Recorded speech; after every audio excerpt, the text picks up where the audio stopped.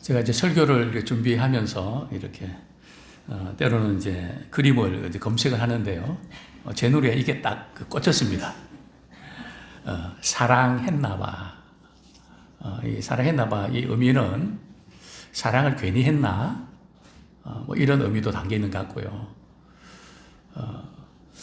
사랑을 또 하긴 했는데 몰라주는 것 같아서 뭐 그런 의미도 있는 것 같고요. 오늘 저는 어떻게 사랑하셨나요? 이런 이스라엘 백성들이 하나님께 대해서 이렇게 반문하는 이 표현을 가지고 또 우리 역시 또 그렇지 않나? 우리 하나님은 내가 너희를 사랑했다 이렇게 했는데 이스라엘 백성들은 우리를 어떻게 사랑하셨나요? 사랑하셨더라면 왜 이런 일이 일어나는 거죠? 이런 생각에 잠겨서 힘들어하는 그런 모습. 우리 다시 한번 말씀을 통해서 참 하나님의 사랑이 얼마나 크고 놀라운지를 다시 한번 발견하면 참 좋겠습니다. 신앙생활 하면서 최대의 위기가 뭘까요? 모든 것이 참 위기라고 그러는데요. 우리 신앙생활 하면서도 때때로 위기들이 찾아옵니다. 내가 신앙생활 한 지가 몇 년이 됐는데 아직도 복을 받지 못하고 내가 하는 모든 일들은 왜 이렇게 꼬이기만 하는 걸까? 그러면서 신앙 자체에 대해서 갈등이 생길 수가 있죠. 두 번째는 내가 교회를 이렇게 몇십 년 다녔는데 정말 교회를 어머니 뱃속에서부터 다녔는데 나는 왜 이렇게 별로 달라지는 것이 없는 것 같고 그냥 그대로인 것 같다. 그죠? 도대체 뭐가 문제일까? 그죠? 계속 좀 변화 없이 이렇게 살아간다는 자체가 많이 답답하다는 거죠. 그죠? 뭐 이런 부분도 우리에게서 커다란 위기가 될 수도 있습니다. 그러나 제일 큰 위기는 뭔가 하면 말이죠. 바로 이런 위기입니다. 하나님이 나를 사랑한다면 어떻게 이럴 수가 있을까 하는 겁니다. 그죠? 하나님이 나를 사랑한다면 뭐 이런 거죠. 아니 세상에 어떻게 이럴 수가? 그죠? 도대체 어떻게 이럴 수가 있지? 그죠? 말이 안 돼. 그죠? 아무리 그래도 그렇지 어떻게 이럴 수가? 그죠? 뭐 이런 일들이 때때로 우리에게 일어날 수 있다는 겁니다. 그런데 문제는 하나님께서 이스라엘 백성들을 또 우리를 정말 사랑하지 않는 걸까요? 그렇다면 좀 이해가 갑니다. 그죠?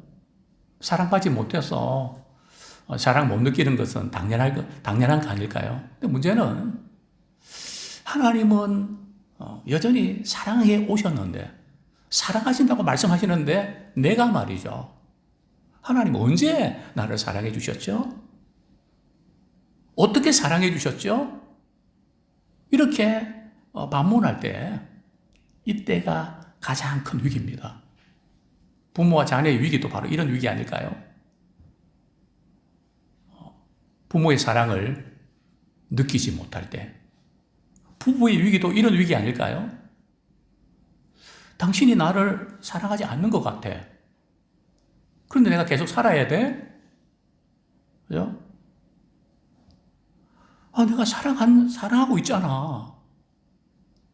근데 정작 나는 그 사랑을 느끼지 못한단 말이죠. 뭐 부부 사이든 부모와 자녀 사이든 또 그리고 하나님과 우리의 관계든 하나님의 사랑을 느끼지 못할 때 그러면서 신앙생활을 계속 해야 될 때 그죠? 그것은 참 힘든 시간들이죠. 제가 설교 준비하면서 이런 이야기가 있더라고요. 자녀 셋을 잘 키운 한 어머님이 있었습니다. 한 번은 목사님이 그 가정에 신방을 가셔서 이렇게 질문했습니다. 집사님, 자녀 셋 가운데 누구를 가장 사랑했나요? 그러니까 이제 이 집사님이 웃으면서 이렇게 말씀을 합니다. 막내가 병들었을 때는요, 제가 막내를 가장 사랑했습니다. 또 둘째가 말이죠, 집을 떠나서 방황했을 때는 저는 둘째가 가장 사랑스럽습니다. 또한 우리 큰아이가 학교 문제, 친구 문제, 이성 문제로 많이 힘들 때는 제가 큰아이를 가장 사랑했습니다. 이게 부모 마음 아닐까요? 부모는 자녀가 고통스러울 때 피하지 않고 사랑으로 끌어안습니다. 근데 짐승은 그렇지 않습니다. 독수리는 말이죠, 새끼가 병들잖아요. 그러면 어떻게 하는지 아십니까? 제일 빠른 건 독수리한테 물어보면 제일 빠르거든요. 독수리는 새끼가 병들면 어떻게 하는지 아세요? 절벽에 그냥 떨어뜨려 버립니다.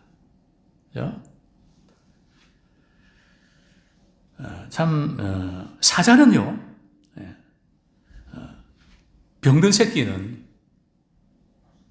죽여버립니다. 버려버리죠. 근데 우리 하나님은요, 우리 부모님은요, 그렇지 않습니다. 건져내시고 또 사랑해 주십니다. 근데 문제는 우리 자녀들 키우면서 참 부모가 말문을 잃을 때가 있죠. 부모 나름대로 늘 못해줘서 미안하고 안타까운데 자녀가 어느 날 눈을 부릅뜨고 말이 이렇게 대들 때입니다. 엄마가, 아빠가 나한테 해준 게 뭐가 있어? 그럴 때는 말문이 막힙니다. 뭐라고 말할 수 없습니다.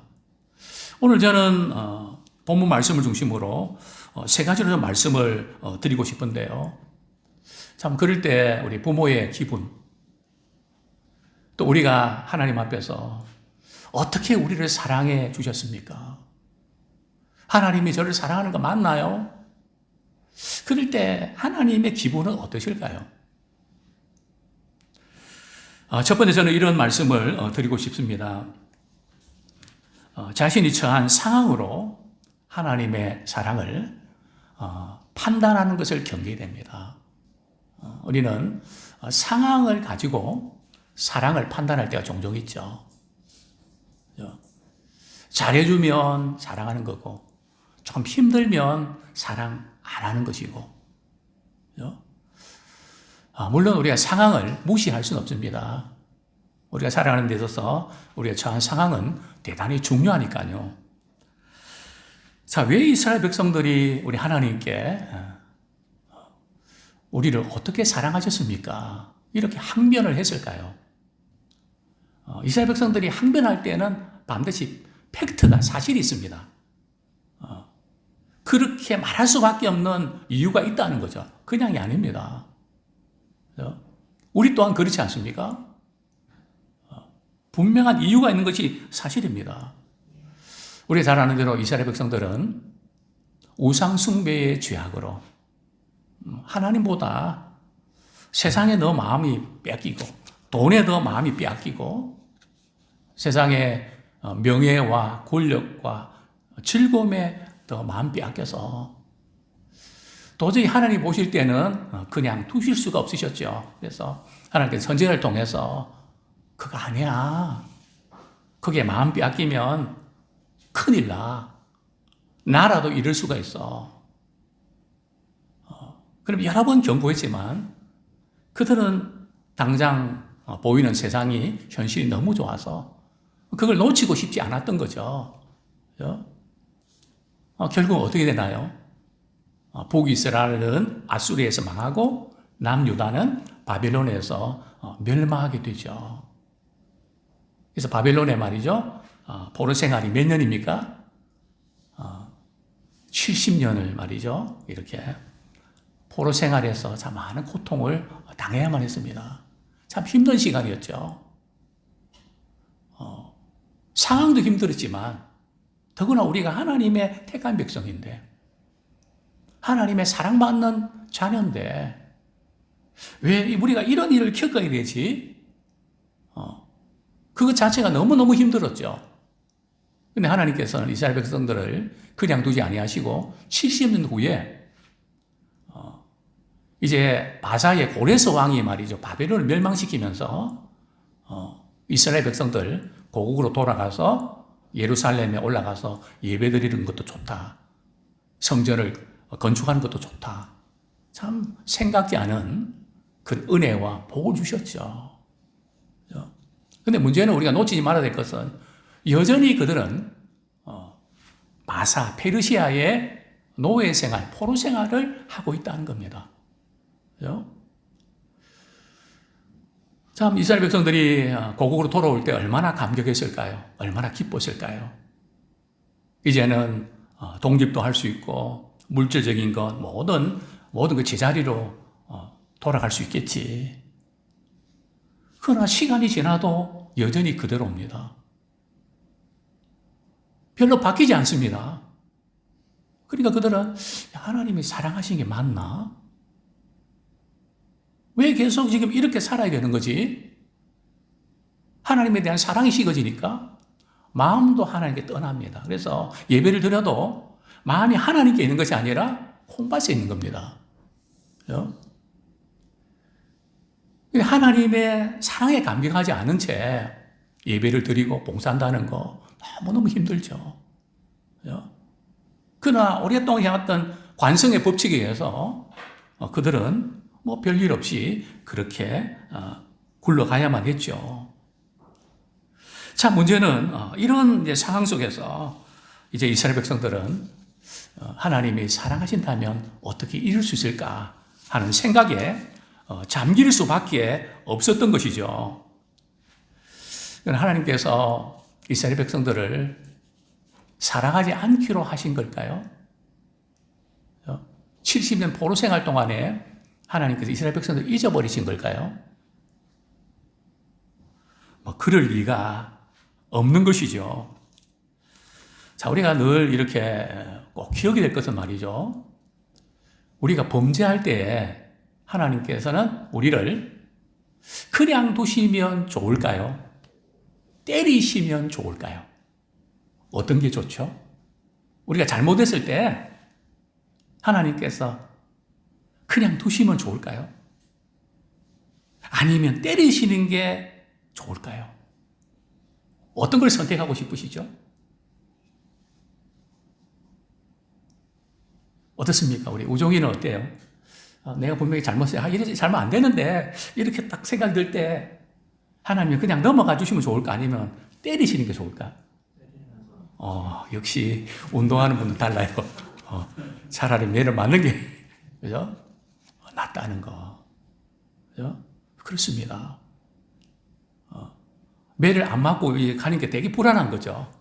그죠?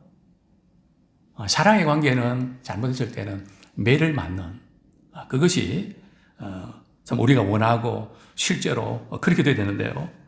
자, 그런데 하나님이 우리를 사랑하시는 것과 우리가 하나님으로부터 사랑을 받고 싶은 그 기준이 달라서 문제가 생긴다는 거죠. 자, 하나님께서 이에 대해서 어떻게 말씀하시나요? 말라기서 1장 2절 말씀 다시 한번 제가 읽어드리겠습니다. 여호와께서 이르시되 내가 너희를 사랑하였노라 하나 너희는 이르기를 주께서 어떻게 우리를 사랑하셨나이까 하는도다. 나 여호와가 말하노라. 에서는 야곱의 형이 아니냐. 그러나 내가 야곱을 사랑하였고. 어떻게 우리를 사랑하셨습니까? 이렇게 이스라엘 백성들이 묻고 있는데 하나님께서 말이죠, 내가 야곱은 사랑했고 에서는 미워했어. 야곱은 사랑하고 에서 미워했다는 뜻이 뭘까요? 우리 로마서에 보면 하나님께서 야곱은 선택하시고 에서는 선택하지 않았다는 거죠. 하나님의 그 사랑은 말이죠, 가장 큰 사랑은 뭔가 하면 하나님께서 나를 선택해 주셨다는 겁니다. 그죠? 수많은 사람들 가운데 나를 불러주시고 주님의 사랑을 경험하게 하시고 그분의 자녀로 삼아주셨다. 이 선택의 사랑이 제일 큰 사랑인데 우리는 그것은 기본적인 것이고 그 사랑은 당연하게 여기고 거기에다가 소유의 사랑 또 상황에서 주어지는 그런 많은 것들 그것이 필요한 것은 사실인데 우리는 자꾸 이런 어떤 저한 상황과 소유와 이런 모든 걸 가지고 그것이 좀 많고 좀 괜찮고 그것을 가지고 하나님이 나를 사랑하시는가 안 하시는가. 이게 이스라엘 백성들이 광야에서 목이 마르고 배가 고프고 고기 먹고 싶고 과일 먹고 싶고 야채 먹고 싶고 이럴 때마다 늘 그들이 던졌던 질문이 그거 아닙니까? 하나님이 사랑하신다면 왜 이렇게 두십니까? 그냥 하나님께 말이죠. 하나님, 우리를 강야까지 인도해 주셨는데, 저 그거 먹고 싶어요. 그거 주세요 하면 안 주실까요?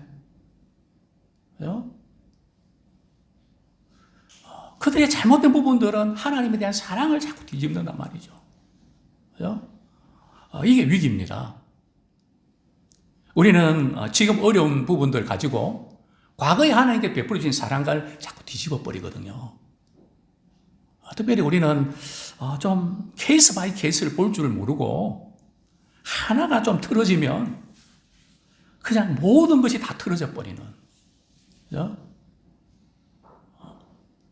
우리 연애할 때 사랑했던 것은 사랑한 거잖아요. 헤어진다고 그 사랑했던 그 사랑이 없어지나요?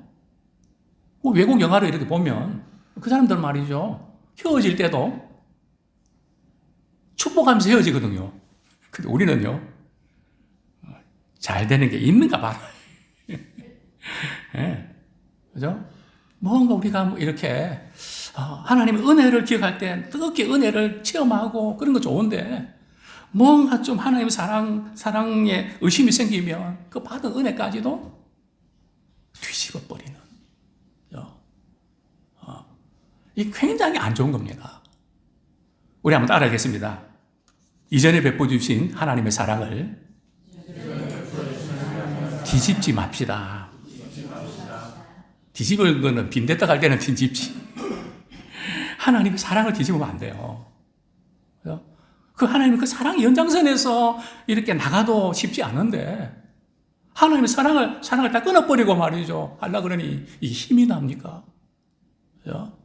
그건 안 되는 거거든요. 항상 하나님의 사랑의 연장선에서 모든 것을 풀어가는 그런 우리가 되기 원합니다. 최고의 사랑은 바로 선택의 사랑입니다. 근데 왜 에서는 미워하고 야곱은 사랑했다. 이 표현은 당시에는 이 장자의 그런 고난이 대단했고 부모들이 말이죠. 큰아들 엄청 아끼고 옛날 부모님도 그렇지 않았습니까? 장손이라고. 왜요? 다르게 이렇게 대하지 않았습니까? 근데 하나님께서는 그런 어떤 혈통이나 장자의 그런 것에 매이지 않고 그냥 야곱을 선택했다는 거죠. 사랑했다는 거죠. 그죠? 선이나 악한 일을 하지 않아도 그죠? 내가 사랑하기 때문에 내가 너를 선택했어. 그죠? 정말 이 놀라운 그런 은혜, 하나님이 나를 이렇게 사랑해 주셨다. 나를 스카우트해 주셨다. 존 벤턴 목사님이 이렇게 말했는데 참 공감이 갑니다. 그리스도인이 겪는 영적인 문제의 대부분은 하나님께서 그들을 사랑한다는 확신이 없기 때문이다. 어떤 상황에 있어도 말이죠. 그래도 하나님 나를 사랑하셔. 주 예수 나 이렇게 사랑하니 나는 기쁘고 즐겁도다. 저는 이 찬양 하숙할 때 불렀던 그 찬양입니다. 비가 올 때. 여러 번 말씀드렸죠. 외로울 때. 부모님도 보고 싶고 고향도 가고 싶고 밥맛도 없고 혼자 우두커니 창가에서 말이죠. 떨어지는 비를 바라보면서 너무 고독이 몰려왔습니다. 그때 이 찬양 부르면서 주 예수 이렇게 사랑하니 기쁘고 즐겁도다. 막 춤을 출 것 같은 그죠? 야, 고독을 이기는 비결은 찬양에 있구나. 그죠? 오늘 우리 찬양 때 불렀던 그런 찬양, 예배만 끝나면 그냥 우리 삶으로 그냥 돌아가 버리는 그런 예배는 그만둘래. 그죠? 이제 우리 삶 속에서 하나님이 우리를 얼마나 사랑하시고 우리가 손을 들고 행하시는데 나 그렇게 살래. 그죠? 그래서 어떤 상황 속에서도 하나님의 사랑이 우리를 향하고 있고 우리의 작은 신음에도 그분은 응답하시는 신실하신 분이심을 믿습니다. 하나님의 선택에 세 가지 특징이 있다는 사실을 알고 계십니까? 첫 번째는 하나님은 전혀 선택할 가치가 갖출 수 없는 우리를 선택해 주셨다는 것입니다. 자, 두 번째는 우리 하나님이 한번 선택하면 말이죠. 부족하다고 해서 버리시는 법이 없다는 거죠. 그죠? 또 하나님의 이 선택은 말이죠. 우리의 인생을 통해서 놀라운 일들을 펼쳐나가실 계획이 있다는 겁니다. 우리 예배는 그렇게 한번 인사하기 원합니다. 하나님께서는 당신을 통해서 놀라운 일을 계획하고 계십니다. 그렇게 인사하기 원합니다. 하나님께서는 당신의 인생을 통해서 놀라운 일들을 계획하고 계십니다. 목사님, 놀라운 일은 그럭저럭 사는 거죠. 아니요. 우리를 선택해 주실 때 목적이 있습니다. 너를 통해서. 그죠? 참 존귀한 자로 그분의 축복의 통로로 우리를 사용하기를 원하신다는 것입니다. 그렇습니다. 이스라엘 백성들이 말라기 선지자를 통해서 하나님이 너희를 사랑하셨다 말씀했지만 어떻게 우리를 사랑하셨나이까? 그렇게 반문할 때에 어떤 일이 벌어졌죠? 말라기 선지자가 구약의 마지막 선지자지 않습니까? 신약의 세례 요한이 오기 전에 400년 동안 영적인 암흑기에 들어갑니다. 하나님의 사랑에 대한 확신이 건드릴 때, 상황이 주는 압력에서 하나님의 사랑과 은혜를 잊어버릴 때, 우리는 영적인 암흑기로 들어간다는 거죠. 우리 어떤 상황 속에서도 우리 하나님이 우리를 이처럼 사랑해 주셨다. 복음에 대한 그 사랑에 대한 확신을 갖기를 소원합니다. 그래서 예수님 오셔서 그리고 400년이 흘러서 말이죠. 하나님께서는 예수님을 보내주셔서 이 놀라운 사랑을 확증해 주셨죠. 우리가 잘 아는 요한복음 3장 16절 하나님께서 세상을 이처럼 사랑하사 독생자를 주셨으니 이는 그를 믿는 자마다 멸망하지 않고 영생을 얻게 하려 하심이라. 사도 바울은 이렇게 고백합니다. 또한 우리도 그렇게 고백해야 됩니다. 우리는 하나님의 은혜에 대한 보답으로 봉사하고 열심히 살아가는 게 아니에요. 우리 하나님 은혜에 대해서 우리가 어떻게 보답할 수 있을까요?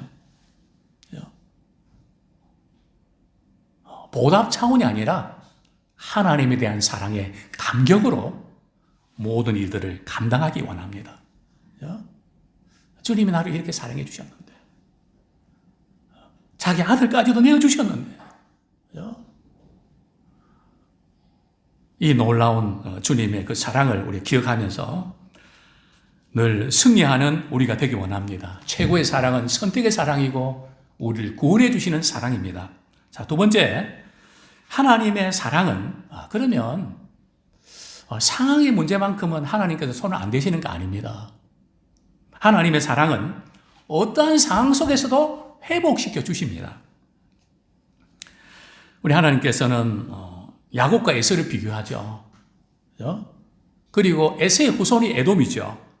자, 우리 3절, 4절 제가 읽어드립니다. 에서는 미워하였으며 그의 산들을 황폐하게 하였고 그의 산업을 광야의 이리들에게 넘겼느니라.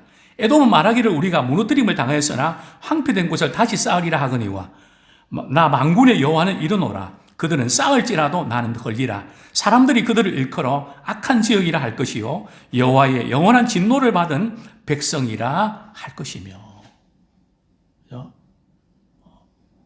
에서의 후손 에돔은 말이죠. 산들은 황폐되고 이리떼들에게 내가 내어줬다. 그래서 에돔의 후손들이 말이죠. 다시 우리는 회복하고 열심히 일해서 다시 한번 잘 살아봐야 되겠다 하지만 하나님께서 내가 헐어버리겠다. 그리고 다시는 일어나지 못한다. 그렇게 말씀을 하십니다. 그런데 지금 이 말씀을 하실 때 당시에 이스라엘과 에돔은 어떤 상황이 있었을까요? 말라기 선지자가 이 말씀을 선포할 때에 아직은 말이죠. 에돔이 망하지 않았거든요. 앞으로 에돔이 바벨론에 의해서 멸망당할 것을 말씀하고 있는 거거든요. 근데 지금 상황에서 보면 에돔이 부러운 거죠.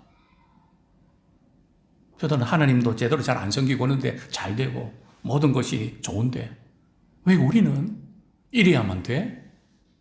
기도도 하고 열심히 봉사도 하고 뭐 이러는데 왜 나는 이래야만 돼? 이런 생각을 할 수밖에 없었던 거죠. 하나님의 사랑은 말이죠. 문제가 있고 징계를 당하고 어려움 당할 때에 회복이 어떻게 되는가 그걸 통해서 하나님의 사랑이 나타납니다. 특별히 우리가 기억해야 될 것은 우리가 잘못해서 징계 당할 때 말이죠. 그때 그 징계를 잘 통과를 하셔야 돼요. 그죠? 우리 징계 받을 때 말이죠.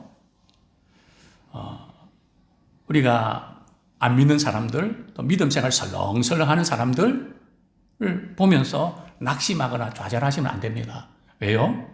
아직은 결론을 내릴 때가 아니거든요. 근데 우리는 결론을 내리지 말아야 될 때 결론을 내려버립니다. 아직 지금 진행 중에 있거든요. 그죠? 근데 우리는 너무 힘들고 어려울 때 결론 내리지 마십시오. 저는 늘 그런 말씀 드립니다. 힘들고 어려울 때는 단정적으로 결론 내리지 마십시오. 또 저녁 시간에는 결론 내리지 마시고 아침에 결론 내리십시오. 왜냐하면 후회합니다. 저녁 되면 생각도 복잡하고 막 피곤하고 다치시고 이래갖고 감정적으로 처리하기 쉽다는 거죠. 어쨌든 우리가 징계를 당할 때 그걸 잘 받아들여야 되는데요. 징계 당할 때 세상이나 또 다른 사람과 비교하지 마세요. 그 징계를 우리가 당할 때 그것을 어떻게 잘 통과할 것인가. 징계를 받는데 하나님이 사랑하신다면 어떻게 이럴 수 있습니까? 이 잣대를 갖다 대면 될까요? 잘못 갖다 댄 겁니다. 그죠? 징계를 받을 때는, 그죠? 그걸 제대로 잘 받아내는 많은 분들이 말이죠. 징계를 받으면서 잘못해갖고 상황을 더 악화시키는 경우들이 종종 있다는 사실을 발견합니다. 레위기 26장 40절에서 레위기 26장에 보면 말이죠. 하나님께서 징계하실 때 이스라엘 백성들이 자꾸 하나님께 대든단 말이죠. 뭘 잘못했다고 하나님은 왜 이렇게 하십니까? 막 자꾸 대드니까 말이죠. 강도가 말이죠. 몇 배요? 7배나 더 강해집니다. 그러나 할지라도 내가 대항하고 이러면 내가 7배를 사실 우리가 징계를 잘 받으셔야 돼요. 그죠? 징계 받을 때 하나님이 사랑한다면 어떻게 이럴 수 있습니까? 제가 언제 한번 얻어 터진 예화를 자주 들었습니다. 그죠? 고3 때 방송 수업 하는데 늦게 이렇게 교실에 들어가는 바람 말이죠. 딱 교문은 무사히 통과했는데 교실 들어가는 복도에서 호랑이 선생님이 딱 몽둥이를 들고 딱 버티고 있는 거 아닙니까? 그죠? 이렇게 물었습니다. 너 지금 몇 시인지 알아? 왜 이렇게 늦었어? 그러면 핑계대고 몸이 아팠어요. 뭐 차가 고장났어요. 뭐 이렇게 갖다 대야 되잖아요. 제가 그때 무슨 말 했는지 아십니까? 당돌하게 말이죠. 살다 보면 그럴 수 있지 뭘 그런 것 가지고 그러십니까? 직살나게 터졌습니다. 터져도 싸죠. 그죠? 잘못했을 때 깨닫고 제가 다시는 그럴 일 없겠습니다. 그래야 되잖아요. 근데 우리 신앙생활도 그렇게 할 수가 있다는 거죠. 그죠? 성경은 이렇게 말씀합니다. 레위기 26장 40절에 41절에 보면 그들이 나를 거스린 잘못으로 자기의 죄악과 그들의 조상의 죄악을 자복하고 또 그들이 내게 대항함으로 나도 그들에게 대항하여 내가 그들의 원수들의 땅으로 끌어갔음을 깨닫고 그 할례받지 아니한 그들의 마음이 낮아져서, 할례받지 않는다는 것은 말이죠, 교만과 불순종을 가리키거든요. 자기 멋대로 하고 싶은 그런 상태였지만 그들의 마음이 낮아져서, 그죠? 할례를 받을 때에 주님 앞에서 자신의 부족을 바라보면서 그래도 주님이 내가 잘못한 것보다는 작게 때리셨네.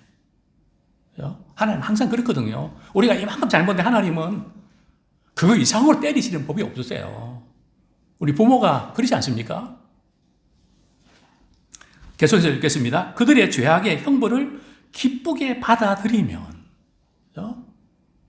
그 징계를 제대로 받아들이면 내가 이삭과 맺은 언약, 야곱과 맺은 언약, 내 언약, 또 아브라함과 맺은 내 언약을 기억하리라. 우리 하나님이 기억해 주시면 끝나거든요. 하나님의 약속이 아직도 살아있다는 겁니다. 그죠? 그 상황을 변화시켜 주신다는 것이죠. 그런데 제가 목회하면서 늘 궁금한 부분들은 우리 하나님은 그런 분이신 것 같아요. 우리가 잘못하면 그냥 두시지 않고 때리시고 고쳐주시는 것 같아요. 호세아서에 그런 말씀이 나오죠. 호세아서 6장 1절. 오라 우리가 여호와께로 돌아가자. 여호와께서 우리를 찢으셨으나 도로 낫게 하실 것이요 우리를 치셨으나 싸매어 주실 것입니다. 저는 이 말씀 묵상할 때 또 우리 성도님들은 이 말씀을 읽을 때 어떤 생각을 하시나요? 어차피 고쳐주시고 어차피 회복시켜 주신다 그러시면 때리지는 마시지. 왜 하나님은 때리시고 고쳐주실까?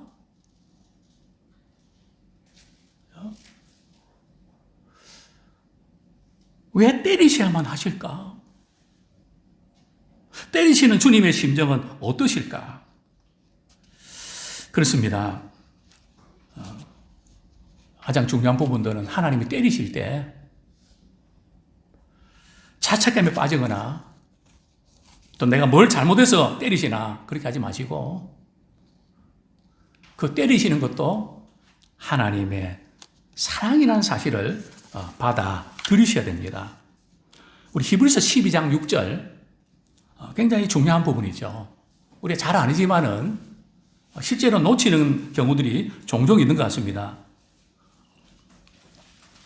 주께서 사랑하시는 자를 징계하시고 그가 받아들이신 아들마다 채찍질 하심이라. 근데 징계는 말이죠. 누구만 받는 걸까요? 징계는 잘못한 사람만 받는 걸까요? 다 받는 걸까요? 히브리서는 성경은 뭐라고 말씀할까요? 징계는 다 받는 것이거늘. 목회자인 저뿐만 아니라 우리 함께 예배드리는 우리 모든 성도님들, 혹시 나는 징계를 안 받았는데요 이렇게 하는 분 있으십니까? 그것은 기적 중에 기적입니다. 왜냐하면 하나님이 징계를 다 받는다 그랬거든요. 우리 부모가 자녀 키우면서 안 맞는 아이들이 있나요? 물론 덜 많은 아이들은 있겠지만 맞잖아요. 왜요? 사랑하는 자를 징계하시니까요. 그러니까 우리가 맞을 때 뭘 느껴야 된다고요? 하나님의 사랑을 느끼셔야 됩니다. 그죠? 근데 많은 분들이 맞을 때에 하나님이 사랑한다면 어떻게 이럴 수 있는가? 사랑을 느끼지 못하고 점점 더 멀리 간다는 거죠. 그죠? 이 싸움입니다. 그죠? 맞을 때, 하나님 징계하실 때에 하나님의 사랑이라는 사실들을 우리가 깨닫기 원합니다. 우리 하나님이 하시는 일은 말이죠. 먼저 징계를 통해서 관계를 회복시키시고 상황을 회복시킵니다. 이 순서를 우리가 바로 아셔야 돼요. 우리는 상황부터 바꿔주시면 회복이 될 것 같은데, 관계도 회복될 것 같은데 하나님 아니란 말이죠. 철저하게 창세기부터 요한계시를 보면 우리 하나님이 하시는 하나님의 스타일은 말이죠. 하나님과의 관계를 회복시키시고 그리고 우리의 상황도 바꿔주십니다. 이제 말씀을 정리하겠는데요. 마지막으로 하나님의 사랑만 기억하면 어떤 상황 속에서도 모든 것이 끝납니다. 그죠? 어떤 상황 속에서도 하나님만 사랑만 기억하면 모든 것이 끝난다는 거죠. 우리 하나님은 때때로 잠잠히 사랑하십니다. 우리 잠잠히 사랑하는 그 사랑을 통해서도 그 사랑의 깊이를 또 깨닫는 우리가 되기 원합니다. 복음성가에 이런 가사가 있죠.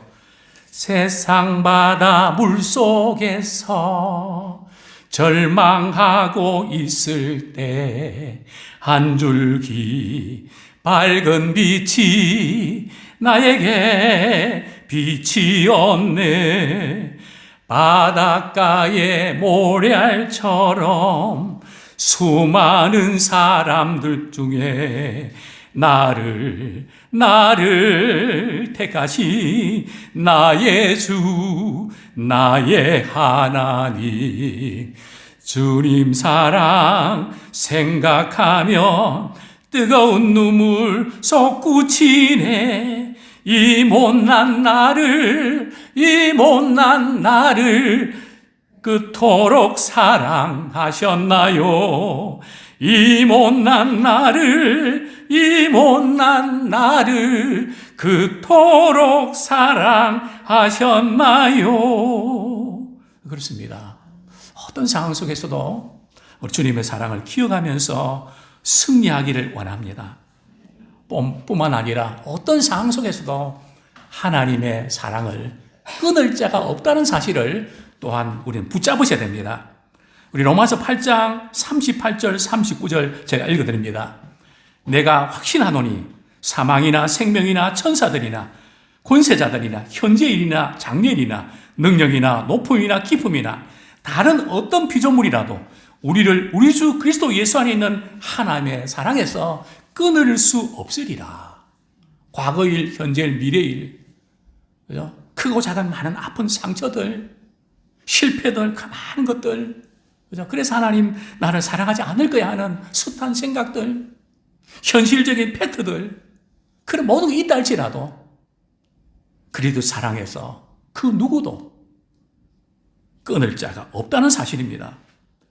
정말 세상에서 우리가 승리할 수 있는 비결은 어떤 상황 속에서도 하나님의 사랑이 우리를 향하고 있다는 사실을 기억하는 것입니다. 로마서 8장 35절 36절 우리가 살아가면서 신자로서 또 겪게 되는 많은 상황들을 사도 바울은 이렇게 고백하죠. 누가 우리를 그리스도의 사랑에서 끊으리요? 환난이나 공고나 박해나 기근이나 적신이나 위험이냐 칼이라. 기록된 바 우리가 종일 주를 위하여 죽임을 당하게 되며 도살당할 양같이 여김을 받았나이다 함과 같으니라. 이런 많은 상황들을 사도 바울도 겪었고 또 우리 또한 또 다른 차원에서 겪게 되는데요. 이 상황을 극복하는 비결이 뭘까요? 우리 로마서 8장 37절에 보면 그러나 이 모든 일에 우리를 사랑하시는 이로 말미암아 우리가 넉넉히 이기느니라. 그죠? 이 모든 일에, 그죠? 우리 하나님께서 이 모든 것을 하나님께서 해결해 주시면 우리 이길 수 있을 것 같은데 우리 하나님께서 그렇게 하시지 아니하시고 어떤 일을 우리가 겪는다 할지라도 하나님이 우리를 사랑하시는 그 사랑으로 말미암아 그 사랑을 입을 때 우리가 넉넉히 이길 줄로 믿습니다. 이제 말씀을 정리하겠습니다.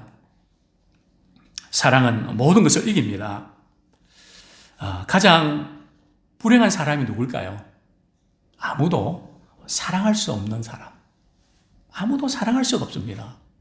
또 가장 행복한 사람은 누굴까요? 사랑할 수 없는 사람까지도 사랑할 수 있는 사람. 이것이 하나님의 사랑입니다. 우리 같이 한번 읽고 모든 것 마치겠습니다. 시작. 사랑이 모든 것을 이깁니다. 하나님의 사랑으로 우리 모든 것을 이기는 그런 축복의 사람 되기를 소원합니다. 이 시간 말씀 붙잡고 회개와 결단의 기도드리겠습니다. 하나님의 사랑을 머리로 우리가 알지만 실제 삶 속에서 하나님이 어떻게 우리를 사랑하셨습니까? 사랑에 의심이 생기고 갈등이 생기고 하나님 나를 사랑하지 않는가 보다 생각이 들 때에 원수 마귀는 우리를 떨어뜨리고 믿음이 암흑기로 들어가게 되는 여기에 속지 않기 원합니다. 그래도 하나님 사랑하시고 끝까지 사랑하시고 반드시 회복시켜 주십니다. 세상은 잘 나가는 것 같지만 회복이 안 됩니다. 그러나 믿음의 사람들은 징계를 받아 아프지만 반드시 회복됩니다. 우리 이 시간 약속의 말씀 붙잡고 회개와 결단의 기도 드리겠습니다.